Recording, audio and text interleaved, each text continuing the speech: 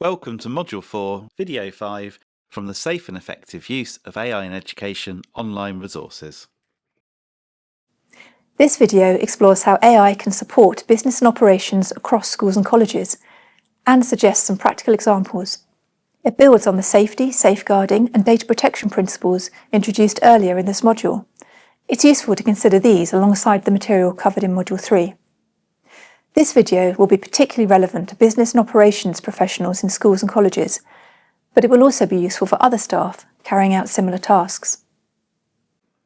Business and operations teams across schools and colleges manage large volumes of data-rich and time-sensitive work. This includes planning communication, reporting, compliance activity, and coordination across teams. Much of this work follows established processes and templates and involves collecting or summarising information from multiple sources. Other members of staff, such as senior leaders, will also regularly deal with these activities. Using AI tools well can add genuine value to business and operations work. But to use any tool effectively, including AI, we need to be clear about why we're using them. How do we tell people about this? How do we, because there's a lot of hype in tech, isn't there? You think about things like cryptocurrencies and all these other kind of things, NFTs and whatever else the new flavour of the day is. But this one was immediately different, wasn't it, Chris? Yeah, we saw the potential early on. And I think a lot of the early work we did was on teacher workflows, which I guess we can discuss more in due course. When it comes to looking at support workflows, our first step was kind of going out to the support teams and asking them to tell us about their pain points, and then kind of triaging them with this kind of matrix we developed that looked at how many hours were being spent on the job at the moment, how many people were involved in the process, the costs associated with running processes in the current way. It's helpful to begin by applying AI to familiar, clearly defined and process-heavy tasks, where we know we have a clear aim and relevant source material. These are tasks where the expected outcome is already broadly understood. It might be drafting emails, formatting documents, or summarising guidance. Starting here makes it easier to confidently check outputs, recognise any errors, and adapt the results. So at Barton Peveril, we're fortunate post-16, we were able to build solutions to problems that we had. One being a GCSE results day. Historically, a student would turn up with their result slips, sit in front of a member of staff who anxiously typed the grades, the qualification, the subject, the awarding body, the unique candidate number into our MIS system. That student sat and watched that, anxiously wanting to know if they were able to come to us, if they'd reached the, qualified for the entry levels, or just generally waiting. We built a solution where the student takes a photo, uploads it to our MIS, and it pre-populates. When the student arrives now, the member of staff simply cross-checks the paper with the system. The beauty of that is it saved us something like 600 labour hours across 2 years of enrolment. I won't quantify that in terms of monetary savings, but I can tell you 600 labour hours is 600 labour hours. So the members of staff involved in enrolment vary at grade and level. But essentially, not only have we been able to demonstrate an improved efficiency, if you look at the student experience, that student arrives to the college without that anxious wait, without that nervousness. The member of staff is no longer hastily typing. And I'm sure you know yourself that when you type, typically under pressure, you make mistakes. Those 600 labour hours don't account for the correction of spellings in the back end that would occur typically. I like to talk about things in terms of capacity gains, and then you choose what you do with that additional capacity. Now, we can't, I think way beyond the benefits that will come through automation. And automation, of course, comes in many different sizes and shapes, and AI and machine learning are part of that whole portfolio of solutions. Our community, some of our community, are nervous about technology potentially taking over jobs that they've done for many years. But my message to our community is to lean into technology, not to be afraid of it. And I think certainly early evidence suggests that it's not about replacing individuals, it's about individuals working in harmony with technology. So we need to create an environment, we need to create the cultural space where people can learn, develop and feel comfortable with technology, hence the digital standards. So the digital standards are we're not trying to in any way develop highly technical individuals that are going to be developers and cybersecurity experts. Not at all. They may choose they may choose that path at some time in the future. What we're trying to do is develop a baseline of digital literacy so that they can work with, lean into, and benefit from the digital world and automation. Now, if you can identify repeatable and replicable functions and automate them very quickly, you gain capacity back. Now, again, some might fear that, okay, well, that you're contradicting what you've just said in that it's not going to take my job away. But that is never going to be the case, certainly in the short to medium term, because we have a workforce that is overwhelmed by the tasks that they have. If by doing this process mapping and identifying those repeatable, replicable issues we can automate, then we give colleagues capacity back, we give them room to breathe, we also give them room to innovate and to think about new ways of doing things. There are some key areas where AI has clear use cases in business and operations activities. These include creating and transforming content such as drafting, summarising or rewriting emails, reports and policies, and organising content by restructuring it or turning it into more usable formats. AI tools can also help with navigating content and answering questions by finding information quickly from policies, minutes or reports. AI tools might also be used to support thinking, such as exploring options and testing ideas, but should not be used to determine outcomes. Human judgment always needs to remain central across any use. In the next sections, we will explore some of the different ways to use AI in business operations in more detail, using practical examples drawn from everyday work in schools and colleges. Communication and documentation such as letters and reports, updates and meeting records are a significant part of business and operations work in schools and colleges. From drafting and simplifying text to translating content into multiple languages, AI tools can assist. For instance, you might have a lengthy email thread about a facilities issue involving multiple departments, several proposed solutions, and various budget implications. As previously explored in Module 3 and earlier in this module, sensitive data from the email thread would fall under the UK GDPR, and therefore the tool selected for this would need to be an enterprise tool, as described in Module 3, that doesn't learn from the data inputted. The tool should also be approved by your setting following a data protection risk assessment. You could compile the key messages and prompt, "I've provided an email thread between our estates team, finance department and senior leadership about replacing our boiler system. Please summarise this into a one-page briefing for the governing body.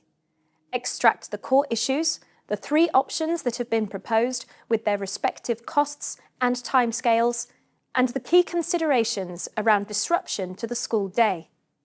Then create a clear recommendation section that outlines what decision governors are being asked to make. Structure this so it can be read in under 3 minutes. Use subheadings for each section and include a simple comparison table for the 3 options. Avoid technical jargon where possible, but where technical terms are necessary, provide brief explanations."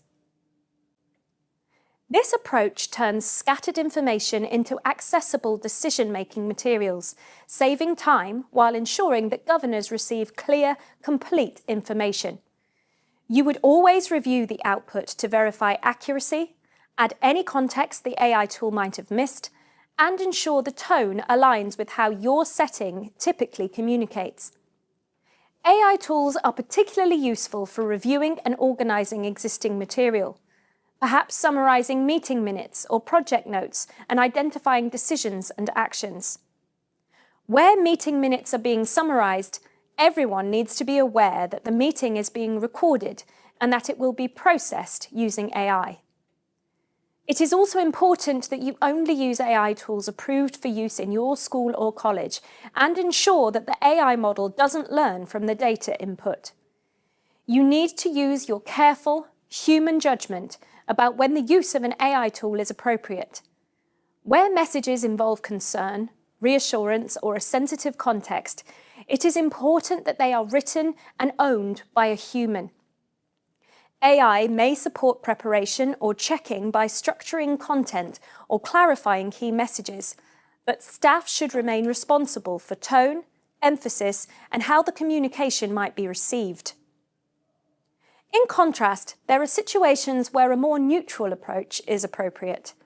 Standard notifications, policy summaries, or routine information shared widely can benefit from clarity and consistency. In these cases, AI can help write drafts or check that existing messages are accessible, fair, and easy to understand. An AI tool could be used to bring together a range of stories into a school newsletter, for example. And we had a problem where that involved just someone having to eyeball the receipts and then manually rekey the values in order that can all then go into the proper ledgers in the finance system. But that's something now the AI vision is good enough to have a first pass at. It's probably not going to be fire and forget. No. Human in the loop. Human in the loop. But the AI can read the image of the receipts. You have a digital image. It can extract all the relevant information and drop that into a spreadsheet that can then be checked for a human to be uploaded. The improvements to our business and operations side of the trust through the use of AI have been really seen with examples such as writing job descriptions, supporting with reporting to trustees, and even adapting communications for neurodiverse members of staff has been a real improvement as well. AI has become really, really helpful for a lot of my job role. So whether it be to streamline text documents that are sent to me for social media purposes, a lot of the time that text is full of content. However, I need to make that fit into that social media platform. So one of the platforms only allows something like 120 characters. So to have sort of a bulk of text to whittle that down to give you every bit of information that you still require to go out is really, really helpful.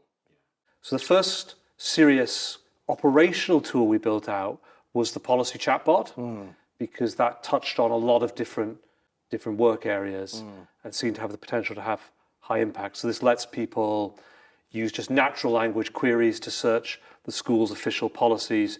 The response to the bot are then grounded in the actual documents, and it links you back to those documents. And the early feedback is that that's been really useful. More than 90% of users have been able to quickly find the information they want, and those who've struggled, it's because the information just isn't in the policies rather than it not being found by the bot. Yeah, absolutely. Across all types of communication and documentation, outputs should be reviewed carefully before use. You should check for accuracy, appropriateness, and alignment with your settings, values, and expectations.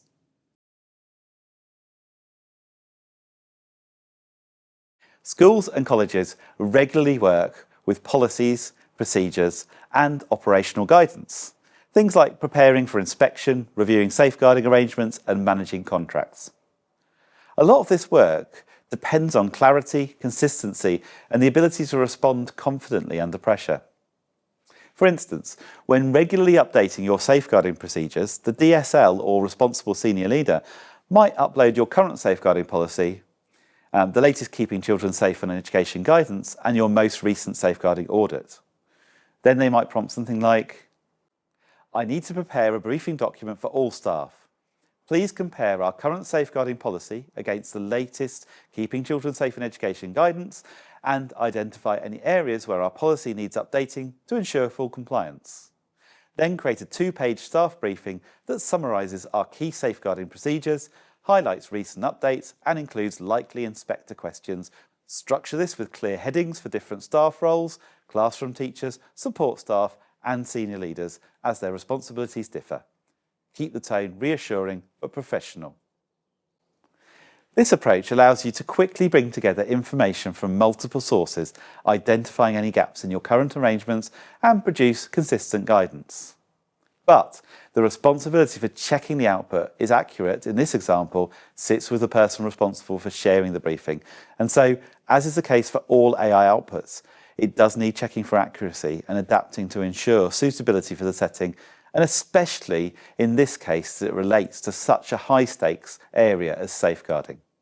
Any work involving sensitive data must comply with UK GDPR and only using approved tools that have been evaluated against the DFE's generative AI product safety standards is essential.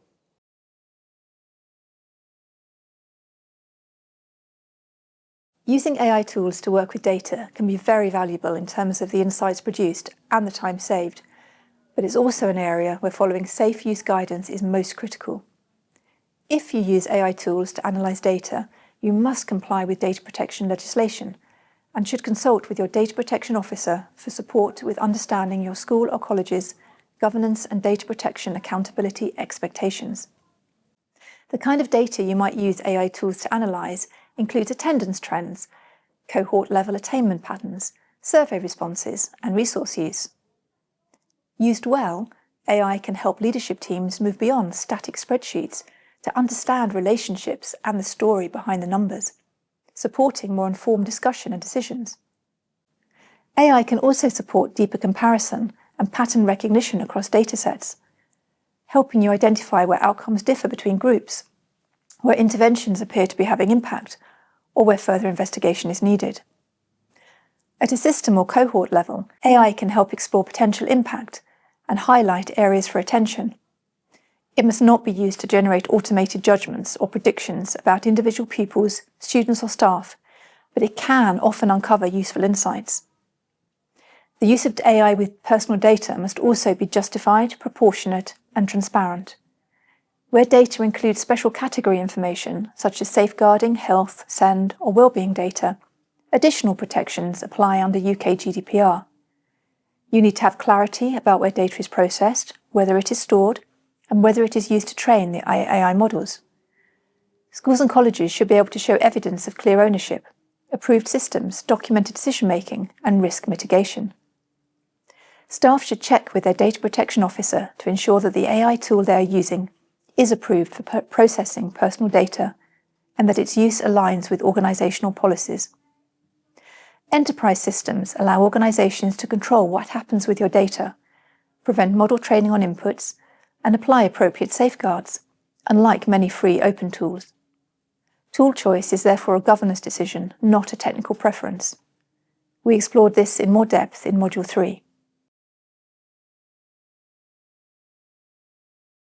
Planning and coordination are areas where AI can be particularly effective. In schools and colleges, this includes activities such as trip planning or timetabling, business continuity planning, estates coordination, and longer-term development work are also areas where AI tools can support.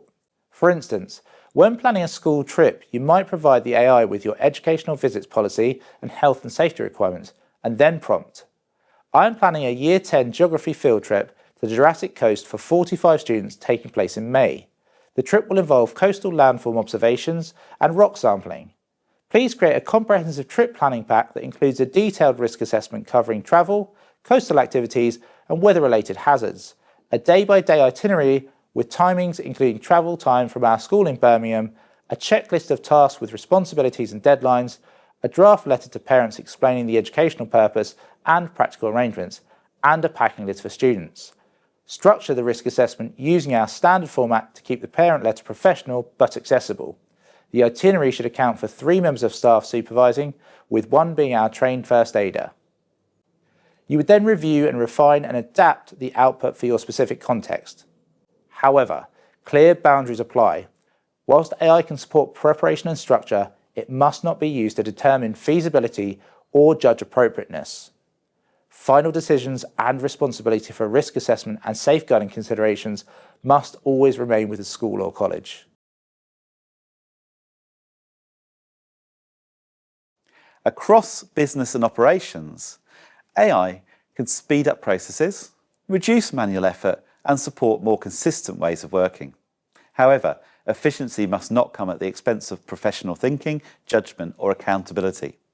Outputs generated by AI should always be reviewed, adapted, and contextualised for your setting. AI can produce plausible but unhelpful or generic outputs and may omit important context. Staff remain responsible for checking accuracy, understanding implications, and making final decisions in line with their roles and responsibilities. Module 3 contains important messages about the range of risks involved in using AI in educational settings and includes best practice guidance on data protection and intellectual property. We recommend that all school and college staff complete Module 3 of this guidance.